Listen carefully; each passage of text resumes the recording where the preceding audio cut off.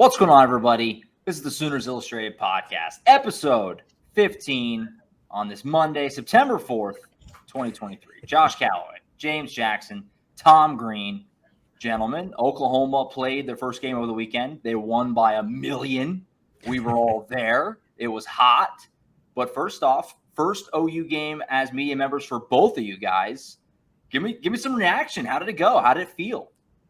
It may have been hot for you, Josh, down there on the field, but we were nice and cool out in the press box. So can't really complain about the temperature. I mean, it was a little toasty when we got up there, but it cooled down once the sun kind of got past us. But no, I mean, it was a great experience. Good to just see some actual football and kind of, see this team in action. Yeah. Especially for me, not being from around here. I didn't get to watch a lot of Oklahoma games last season because I'm usually in a press box watching other games. So it was just good to see what a game day was like around here. Good atmosphere. Don't blame the fans for leaving at halftime when it was 45-0 and 100 degrees outside. Sure. But the ones that stuck around, they got to see the Jackson Arnold show. They did, and they were very excited about it. Yeah, there was none of that. Last year, I think especially it's been a topic of conversation for a number of years now of OU fans needing to kind of step up the atmosphere, kind of dog it on the student section a little bit, things like that. There was none of that on Saturday because I think everybody kind of understood, okay, 45-0. It's very hot out here. People are going to leave it. Like, I think going in, people had kind of accepted that was going to be the reality, and it was. It cleared out pretty good at halftime. But it's still not a bad atmosphere into the second half, like you said, for the Jackson Arnold show. And very good start for Oklahoma. And I would just say for you guys, be thankful we don't go to Ames this year because Iowa State notoriously a just boiling hot press box. I don't even watch the games from the press box, and I know that. Just a sauna in there. And it was just cold. Like they crank the heat in the sun. It's bad news. So just be thankful that we don't have to make that trip this season. But yeah, like we said, Oklahoma, I mean, they obliterated Arkansas State on Saturday. James and I talked about it a little bit in our recap that we did on the field. Hopefully people found that and enjoyed that on Saturday night. We'll continue to do that all throughout the season. But now we have the opportunity with a little more time here, and we're obviously looping Tom in to kind of flush this thing out a little bit. I guess just initial reaction that you guys had watching this unfold to the statement that Oklahoma made. And look, Arkansas State's not any good. We talked about that last week. They're bad. They won 3 games last year. It's not going to be much better this year.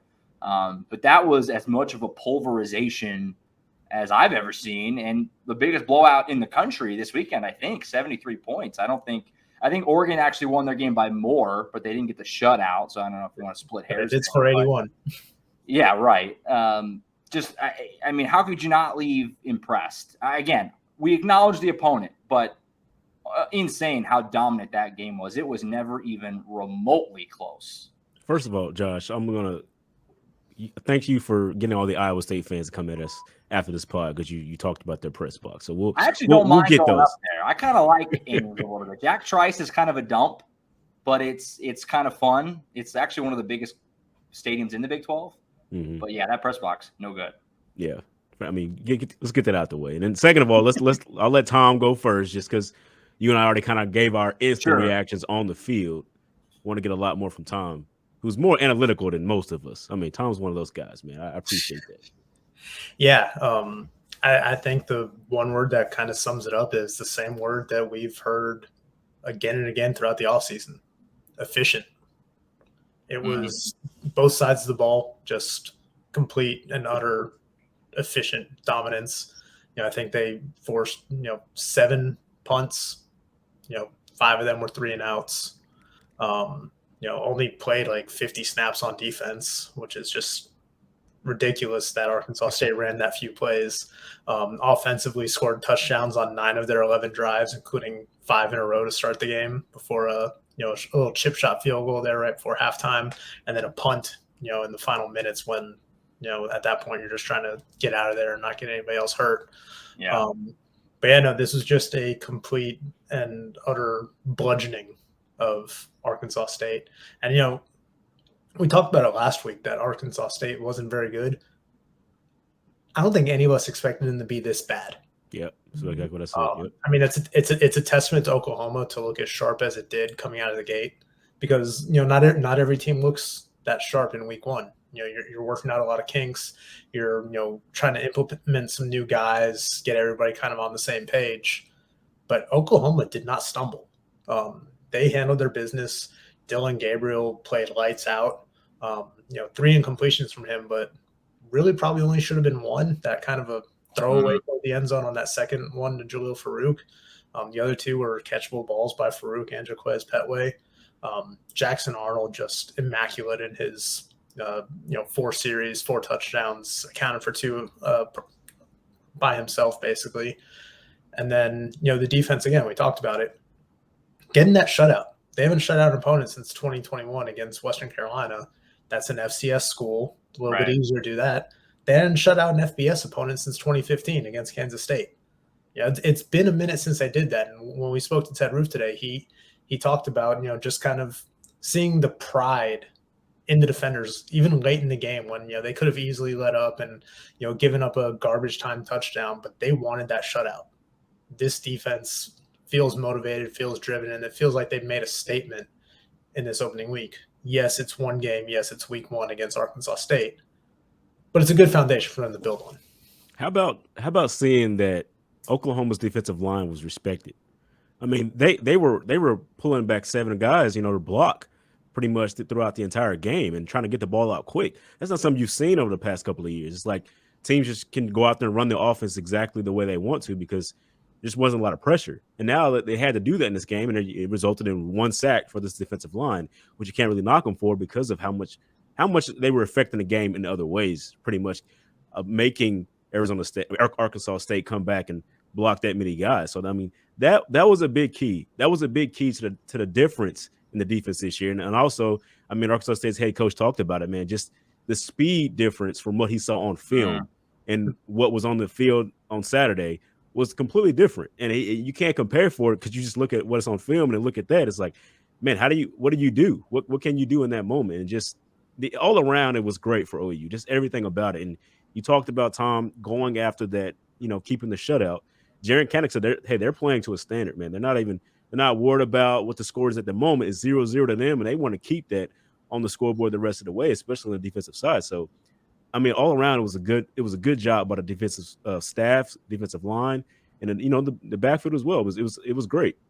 Yeah, and just going back to that remark from Butch Jones after the game, he said the speed differential, what he saw in Oklahoma, was probably the biggest that he's seen in his coaching career. Mm-hmm. Mind you, he spent 7 years of the last decade in the SEC. Mm-hmm. Yeah, he's seen offenses like that high-powered LSU one. He's seen those receivers that have come through Alabama in recent years. He's seen Georgia. He's seen all those. When he was an assistant at West Virginia, they had Pat White and Steve Slayton slicing through defenses rather.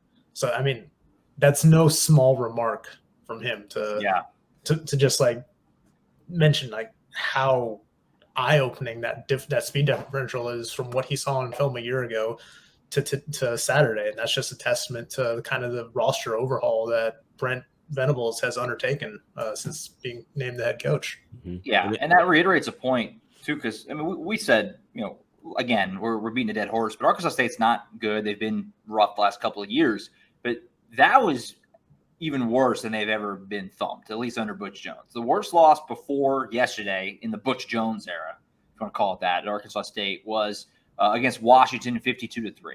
Now, I'm not going to split hairs on blowouts, but I mean, 73-0 and 52-3, that's a 24-point difference of margin in what had been their biggest loss before. So they're bad.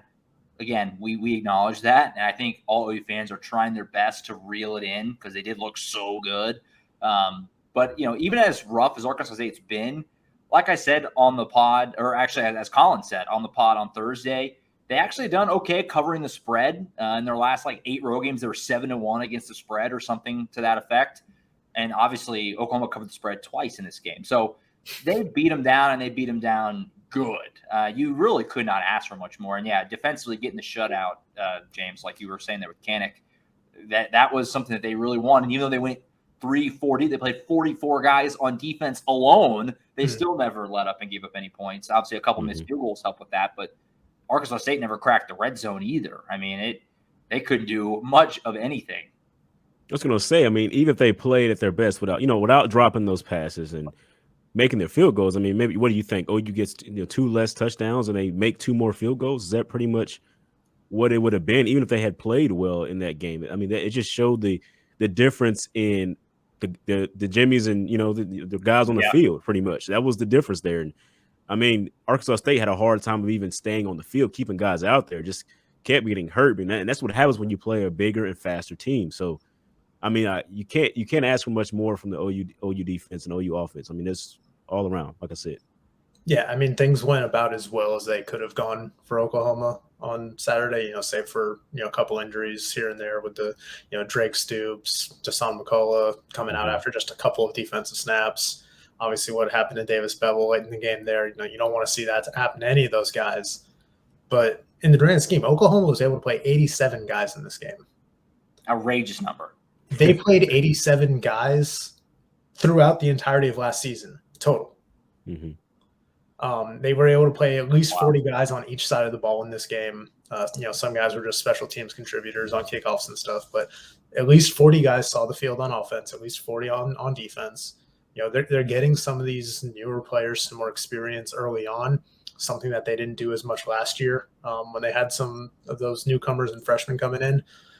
So again, I mean, we heard Jeff Levy say it, but that lived-in experience is invaluable. Just getting these guys some reps in game so that they know what it feels like instead of just going up against their teammates in practice. And, that's going to benefit Oklahoma in the long run as the season goes on. But, just again, they couldn't have asked for a better start to the season, 73-0. I mean, I know you guys both picked them to cover the spread. I've got a little egg on my face from, thinking that Arkansas State might cover, but cover the number. They covered it twice over. That's absurd. The only possible nitpicky thing you could have on defense, and we talked about this in the wrap-up, James and I did, was the fact they did have the 1 sack. It didn't happen until the very end of the game. Ethan Downs, I don't even know why Ethan Downs was out there. I think literally to get a sack. It was late in the fourth quarter. They're up by 73 points literally. Yeah. Ethan Downs in the game, kind of funny. And then they only had the 1 turnover. Kanai Walker with that great strip, which in live action I didn't even realize happened. I don't know if you guys could tell. They signaled Oklahoma ball, and I was like, where? How? What do you mean? I had to see a replay because he just took it from him. I guess my question, for lack of a more articulate way to ask it, do you care at all that they only had 1 sack and 1 turnover? Or does the shutout and the overall dominance just trump that, and you'll worry about those things later? Because you're going to need to get after the quarterback and cause turnovers to win games against really good teams. But obviously not the case on Saturday. So I guess, is there any stock you put in that at all? I don't think you do, because if you get a sack, I mean, the whole reason is trying to make it harder to get a first down for the team. So if they don't get first down, you get a bunch of 3 and outs. There's nothing more you can ask for. I mean, that's what it came down to. And Jaron Kanak said, I mean, they kind of were just playing conservative. They could do that at the time. I mean, they didn't have to do flashy plays because they were just getting so much pressure already just with the 4 guys blitzing. I mean, you didn't see a lot of blitzes from the linebackers or anything like that in that game. It was just, we don't need to play flashy. We can just be conservative and get them off the field as they were doing. I mean, it was good for them. Only thing they didn't do was pretty much get a pick 6 or a fumble in the end zone. I mean, they did everything else they needed to do. I mean, nothing more you can ask for from that defense. Yeah, I mean, I think context matters.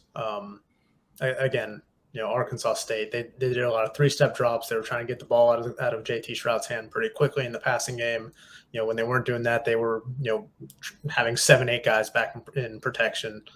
So Oklahoma's defense was outnumbered at the front. Arkansas State was game planning to try to take that pass rush out of it. At the same time, let's be honest, Oklahoma probably kept things pretty vanilla defensively in this game. They didn't need to roll everything out there. And also, as the season goes on, they're going to incorporate more packages as, the level of play steps up. So, I mean, I think we just saw a glimpse. I think the bigger takeaway is that, those 3 and outs, that shutout, one thing that really kind of blew my mind when I was going back through the numbers of the game, Arkansas State ran 52 plays, 53, something like that, I think. more than half their yards came on 3 or 4 of those plays. They had a few of those longer passes. Yeah, a couple of busts. Yeah. Yeah. The other 50 or whatever plays, they averaged 2 yards per play. I mean, Oklahoma's defense was just smothering them. They even when they did give up the longer passing plays, they bounced back. They didn't give up any more. They forced punts. They got stops, and that's what ultimately mattered. And talking to Ted Roof today, I mean, he was just impressed with kind of that ferocity that they played with. We talked about that pride, not wanting to give up any points late. And really, they just tackled well. I think Pro Football Focus had them at 3 missed tackles for the game. Mm-hmm. They did a good job playing fundamentally sound football, save for a couple penalties here and there. But they did their job. They took care of business, but left plenty to build upon when they go back and study the film and, start implementing the game plan for SMU and opponents going forward. We talked about it before this game. I mean, usually OU has had the tendency to play down to their opponents, and they didn't do it this time because they came out early and put it on them pretty much. I mean, getting 14 points early in like the first couple of minutes before you sat down. Yeah. And then the defense just does what it does. Even when Arkansas State was able to complete a pass, I mean, those safeties and DBs were hitting those guys pretty hard. I mean, there were a couple of really good hits. I mean, those are momentum killers. So that's the entire reason you want to get on them early is to kill the momentum. Don't leave any hope. And that's what we said before the game. Don't leave any hope. And the OU defense did that. Yeah. It took Reggie Pearson like 3 minutes to almost decapitate a quarterback. JT Shrout got hopped over on the sideline. Rough call, by the way. He cut like back in toward the field. That was a bit ticky-tacky to me. But great hit. And then he got a big TFL the very next play. Made up for it. First penalty. Yeah. Woody Washington was really good. Gentry Williams blowing up that play in the backfield on the pass. Yep. Yeah. So, I mean, and look, we're not going to know if this defense is quote unquote fixed until later, obviously, but can't get off to a much better start. I mean, last year they did this kind of similar too. I mean, defense played pretty well against UTEP, played well against Kent State, held Kent State to 3 points when they played last year, dominated Nebraska in Lincoln, and then obviously the rest of the season went the way that everybody knows it went. So they're going to need to continue to build on it, and they got a much stiffer offensive test coming up this weekend, and we'll talk about that a little more later on. But as far as, step one, game one, you can't really ask for much more defensively for Oklahoma in this game. So with the offense, let's flip over to that side. Obviously, defense was what everyone wanted to see. That's the headliner right now. Oh, people know OU's going to score points. Good grief. I mean, they scored a touchdown or a field goal on every drive in this game that was started by either Gabriel or Arnold. And the one time they decided for a field goal, they were at like the 2-yard line. And you can't convince me that wasn't just pity or wanting to get a Schmidt a field goal look. I mean, they're at the 2. I think everybody thought like they could just pick this up if they wanted. Offensively, it looked crisp. Gabriel only had 3 incompletions, like Tom said. Those weren't really even on him, or at least a couple of them weren't. Receiver were making plays everywhere. Jaden Gibson, how are you doing? 2 circus catches. Angelo Anthony would have had way more yards if he wasn't getting just egregiously tackled down the middle of the field. Arkansas State's defensive backs are actively trying to thwart my Angelo Anthony wide receiver 1 agenda. I was convinced that he's wide receiver 1 when he caught that very first deep ball. And then CeeDee Lamb. Yeah, I was going to say, look, little CeeDee Lamb there. Huh? He's him. With the Hollywood Brown jersey on, the number. True. He's also rocking the 5. That's true. I right there was like, oh boy. And yeah, Farouk didn't catch a pass in this game, but they were all over him. And he played more snaps. In the end zone. They didn't call PI on it, if I remember right, but it probably was. I mean, they were all over him. So I'm not pressing any kind of panic button on Farouk yet. I mean, he played more snaps handily than any other receiver. Yeah. I mean, he's out there on the field. They got him the ball.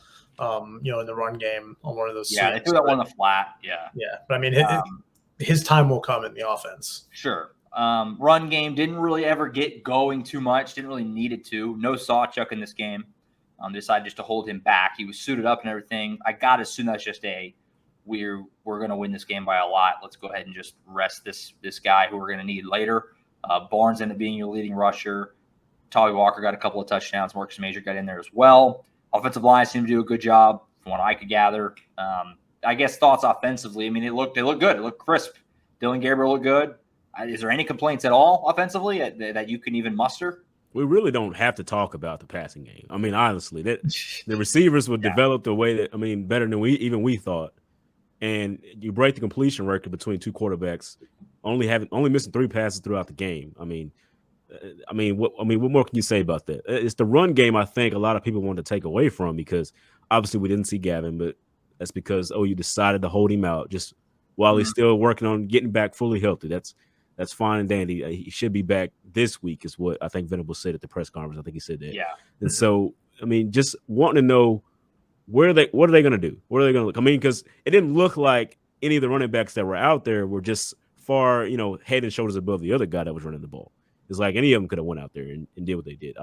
Although I do think Tommy Walker, he played a really good game for being a preferred walk-on and going out there and starting the game. That was pretty amazing to see. That guy at the goal line. Yeah, over him after. How did he not get flagged for that? By the way, I got chills watching that back. Yeah, he played a really good game, and we all expected Devontae Barnes to be really good. So him leading the rushes wasn't surprising. It's just like you didn't see anybody take the step to be that top guy that DeMarco Murray wants to see. He wants a workhorse and everybody else to work around him.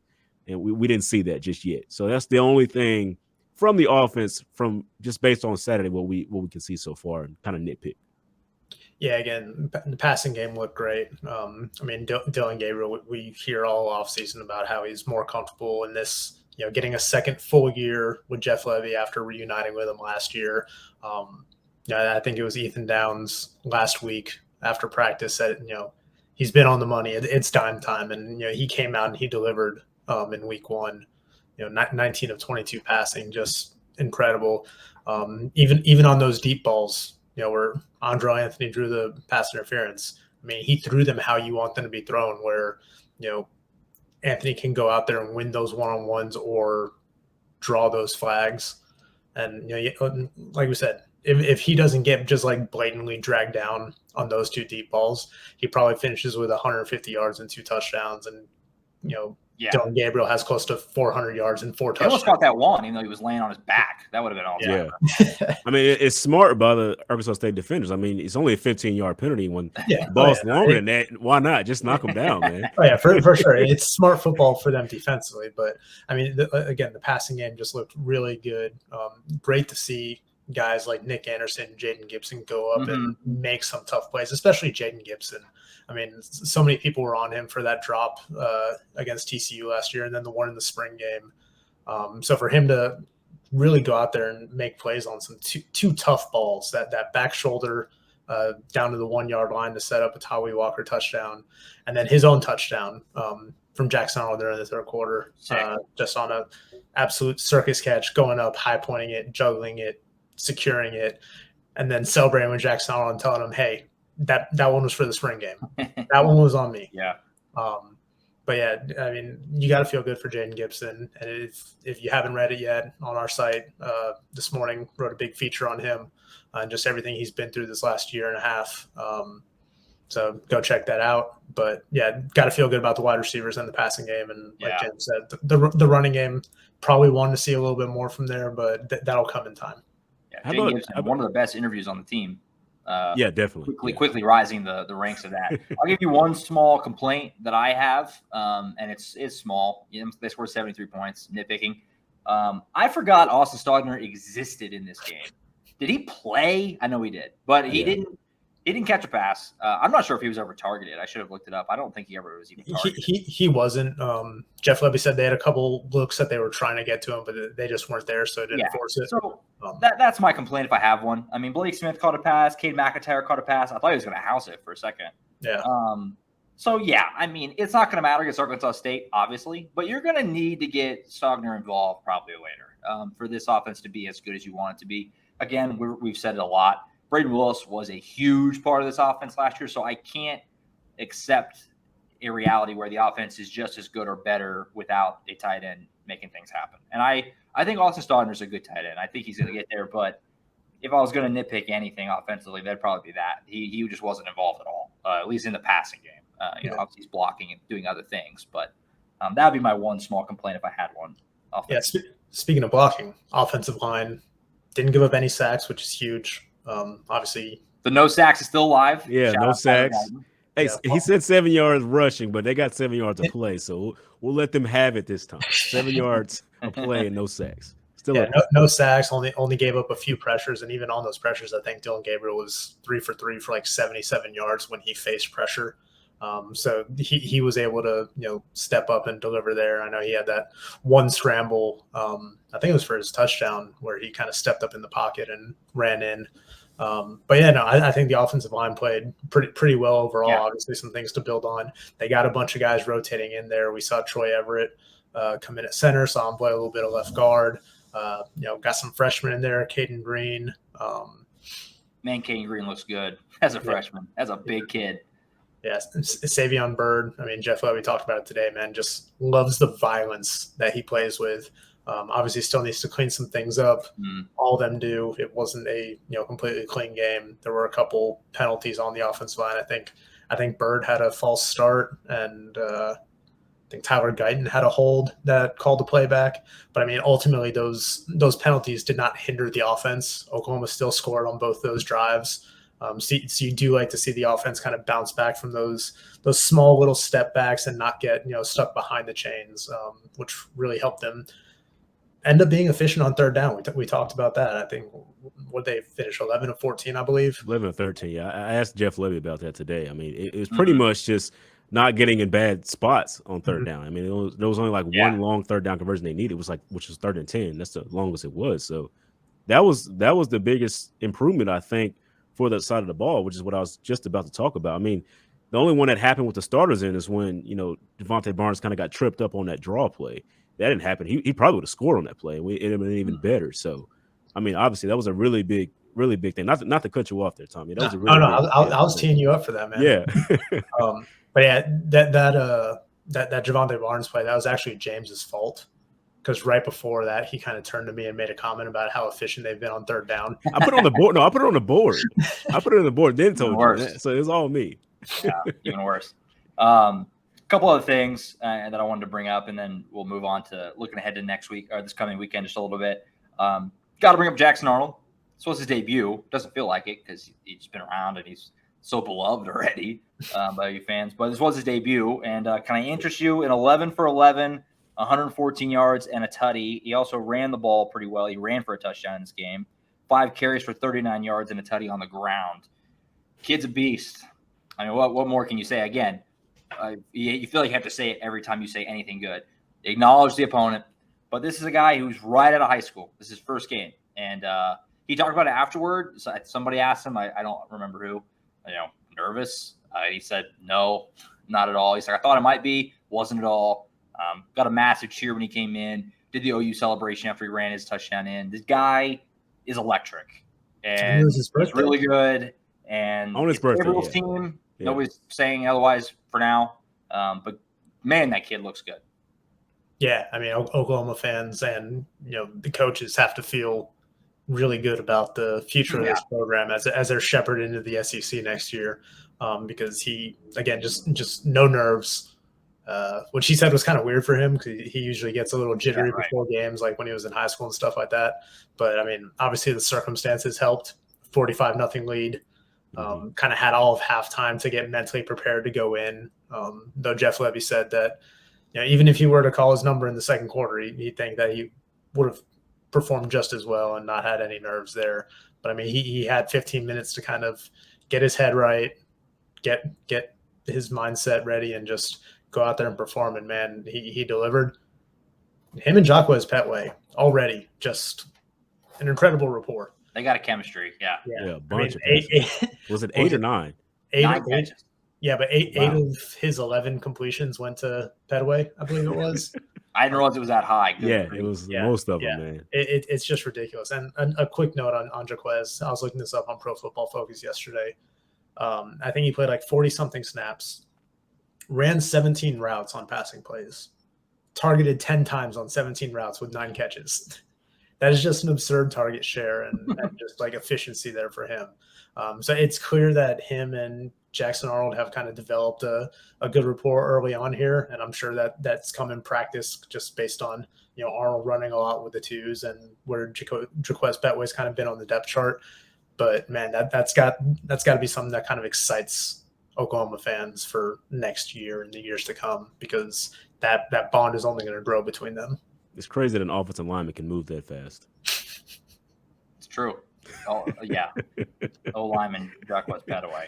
It's amazing that a running back can throw like Jackson Arnold. he was saying after the game that he growing up he experimented a little bit with running back too. So he really likes the ball, and he was asking for them to call his number on some run plays, and Jeff Levy, obliged. He said he wanted him to get his uniform dirty, wanted him to go out there and play football, get that first hit under his belt, and that was like I wrote yesterday, that was the only thing about his day that wasn't pristine. His jersey. That right there just shows he's calling to get the ball and run. That's uncanny for a quarterback to come in their first game, especially at a college like OU, and to be that comfortable, not be nervous. I mean, that just shows you that the game is kind of slowed down for him already. If he's that comfortable to where he's not even nervous, he wants the ball in his hands. I mean that's amazing for a backup quarterback. I mean it's crazy that it's that early it's coming along for him. So I couldn't imagine, I'd be nervous out there.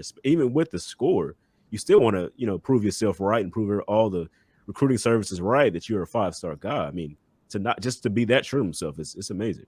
He's just built different, James. Yep. Yeah. No, it is nuts that Arnold has passed every test, every step of the way. I mean, this is a guy who was Elite 11 MVP, Gatorade National Player of the Year, stuff like that. 5-star, like James said. Has a good spring game, and then first time in real action, he looks the part again. It's really amazing. Last thing for me on this game, we'd be remiss if we didn't bring up Gavin bleeping Freeman. Freaky. I mean, this guy is insane. This kid is absolutely insane. He gets a scholarship. He's the talk of the offseason. Brent Venables can't not bring him up. He did it again in postgame. He brought him up within like 30 seconds. Couldn't help himself. He loves Gavin Freeman. First time he touched the ball, he housed a punt. Are you kidding me? You got to be joking me. And he scored a touchdown on a reception later on that little kind of drag route type thing. I mean, what can you even possibly say? This guy was a walk-on, and he made some moments last year. Supposedly had an off-season of all off-seasons, got put on scholarship. And first game, he kind of just proved all the coaches right, that it wasn't just, saying it, lip service, just saying it, say it just to say it. I mean, the fact that he ran that punt back, it still hasn't really set into me that he actually ran that punt back. I mean, he had a lot of good blocks, but then the last move, I think it was like 15 yards to go. Cooked him. That's different. You're a different guy if you can make that type of move at full speed, because he was full speed at the time, and then makes the hop step move to get by. I mean, it's incredible. It's incredible. I mean, that guy's been impressing me since he was in high school. I mean, he's that good. I didn't think he would even be this good at OU. It's crazy. He was going to Texas Tech and decided I'll take a chance on myself at OU. He's no longer a good story. He is a really good player on this team. I think Jeff Levy talked about it today too. What did he say, Tom? He said we're stupid or something like that. Yeah, jokingly. Because obviously he was recruited by Texas Tech, and I think Emmett Jones spoke about it back at media day. It's like he was there, and then all of a sudden he gets a call that, hey, we're not recruiting this guy anymore. And Emmett Jones is like, what? Are you crazy? So he didn't have that offer from Texas Tech anymore, and then kind of bet on himself, got the preferred walk-on opportunity at Oklahoma, and he's made the most of it. But like James pointed out, Jeff Levy was asked today, like, how does a player with that kind of talent kind of slip through the cracks and end up as a walk-on? And Jeff Levy said, we're just really stupid sometimes. Nobody bats 1,000 in recruiting. Guys, it's not like Jeff is saying, the rest of America is dumb and look how smart we are. I mean, you didn't give him a scholarship offer either. You know what I mean? Like he's including himself. Yeah, coaches miss out on evaluations all the time. Yeah, but they got to feel real good that everybody else missed out on this guy too. Mm-hmm. Yeah, and especially if we don't know how severe Drake Stoops' shoulder issue is. Right. Brent Venables sounded like, hey, pretty optimistic about it. Mm-hmm. But if Drake does have to miss sometimes, they got to feel pretty good about just being able to slot Gavin Freeman in there in the slot for a little bit there and get some more reps. Yeah, they were already 6 or 7 deep at wide receiver. I mean, obviously it's hard to replace Drake, but I mean, you got guys. I mean, Jaquez Petaway proved that he can be a guy out there. He can run. He can route run. So I mean, that's the biggest part of it. Yeah. So the big injuries of this game, I'll see, like Tom referenced there. Drake Stoops went out kind of early. Tom McCullough went out early. Brent Venables downplayed the severity of both of those. We'll talk to him tomorrow on his weekly presser on Tuesday, so we'll have a better idea of where those things kind of stand. He kind of, like I said, he kind of downplayed both of them as being anything too severe. So we'll get an update on those. Like we said earlier, it sounds like Gavin Sawchuk will be back. R. Mason Thomas expected to be back as well. So nothing too crazy else. We don't know Davis Bevel's situation yet either. That was kind of a scary, ugly play. He came off the field, wasn't putting any weight on it at all. So we'll get an update on him as well, probably tomorrow with the Venables presser, and also keep up with our VIP subscriber boards because we'll offer some updates there whenever we can get a hold of them. That Bevel injury did not look good. I mean, he walked past us. Yeah. Kind of with the coach's help there. Yeah, I mean, he was, like I said, he was not putting weight on it at all. That doesn't look very good. Hope he's okay and has a speedy recovery, healthy recovery pretty much. Yeah. But that didn't look very good. Yeah, Venable said afterward he thought it was probably an MCL, but don't know how severe of an MCL issue that is. So hopefully we'll find out some more tomorrow, get some updates on those guys and see where they're at heading into week 2, because team was pretty healthy going into week 1, all things considered. I mean, you had a handful of guys that weren't dressed. A couple of them, weren't necessarily surprises, but on the 2 deep, I think only 2 guys were not dressed, and one of those was DJ Graham. He's been dealing with a little bit of a knee issue, and can't even remember who the other one was. But the fact that you just have 2 players on your 2 deep that featured like 3 or 4 players at each position means you made it through preseason practices pretty healthy. The good part is I think MCL is easier to come back from than an ACL. I think that's typical in coming back from a knee injury. So because Brent Venables talked about it, ACL is like a year. It's a year process before you're back to even doing what you were doing before. So I think MCL is it's quicker than that. If you're an OKC Thunder fan, I think you remember Russell Westbrook and his MCL. He played a entire half with a torn MCL. So I mean, yeah, you can come back from that quicker than the ACL. So yeah, so we'll get an update on that whenever we can, obviously. And like I said, Brent Venables presser on Tuesday, it'll come up, especially Stoops and McCullough, where those guys stand. Any last things on the Arkansas State game? That's all speculation, by the way, right now. The injuries, we don't know for sure yet. We're just commenting on what we were told by Venables at the presser. I mean, we're just speculating. So, but yeah. Last Arkansas State things, I think we pretty much hit everything. Looks pretty good. Looks pretty good for us. I take the silence as we're good. All right, so next up is SMU on Saturday. Our full game preview, obviously, of the SMU game will be on Thursday. But some early thoughts here. Obviously, this is a pretty good step up in competition. SMU, over the last, half decade or so, has been one of the better G5 programs. Consistently, in the bowl games and winning 7, 8, 9 games a year range. They've had some different coaches. Obviously, Sonny Dykes used to be there for going to TCU, where he's at now. They're coached by Rhett Lashley, his second year there. They're also 1-0 start. They rolled over Louisiana Tech in their first game, 38-14, I think was the final. The book on SMU generally is that they can score some points. Their defense maybe not be great, but we'll see coming up this weekend. So I guess, again, we'll do the full game preview on Thursday, but some early thoughts on this matchup. I think we're going to learn a lot more about Oklahoma, right? I mean, if they go dominate SMU, and I don't think anybody's going to say they're going to do what they did to Arkansas State again, obviously, but if they go dominate SMU, I think you can start to put some more validity into things, being what they are so far. Some early thoughts on this game coming up on Saturday. They're an ACC team. So starting next year. Yeah. They're still G5 for now, but you're right. Yeah, they're in the ACC starting next year. You're right.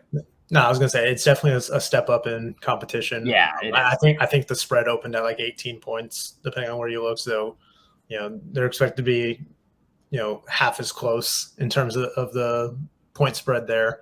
But yeah, at SMU team that can put up points of their own. I think, they were not far behind Oklahoma in week 1 in terms of offensive snaps that they got off. I think it was 79 for them, which was still like top 10, top 15 in the nation. So they like to go fast. So does Oklahoma's offense. The good thing for Oklahoma from a defensive perspective, is that Ted Roof and Brent Venables have a decent bit of familiarity with Rhett Lashley. Ted Roof was at Auburn as a defense coordinator when Rhett Lashley was a GA. His offense coordinator, Casey Woods, was also on staff there at Auburn when they won a national championship. So they've been around each other. Brent Venables, when he was at Clemson, has gone up against Rhett Lashley's offense when Lashley was the OC at Auburn. Did it again when Lashley was the OC at Miami. So he knows what to expect from that offense. He's seen it firsthand. Obviously, the personnel is a little bit different, but there's a level of familiarity there where they're not going to get caught off guard by what SMU does. They know what SMU wants to do and what kind of system Rhett Lashley likes to run there. So, advantage Oklahoma in that front. Yeah, I mean, you can say the same thing as Arkansas State had trouble, trying to look at film and then put it on the field like the guys are on the field. It can be the same way for SMU at this point because the OU's defense didn't have to do a lot of crazy things as we talked about. Since they kept it so conservative, I mean, you still don't even know what OU's going to do out there. What kind of blitz packages are going to bring at you. So that's a good thing for OU. That's working in their favor that they didn't, show a lot of stuff in the field on Saturday. So that's a good sign for them. You got to stop, guys like Preston Stone at SMU, who's a dual threat running back. I mean, Ted Roof talked about that. I mean, quarterback, excuse me. Yeah. He talked about that. I mean, that's one of the guys you got to be able to stop, and he could be dangerous. I mean, he had 3 touchdowns in his game on Saturday as well. So, I mean, it's one of those guys you really got to watch out for.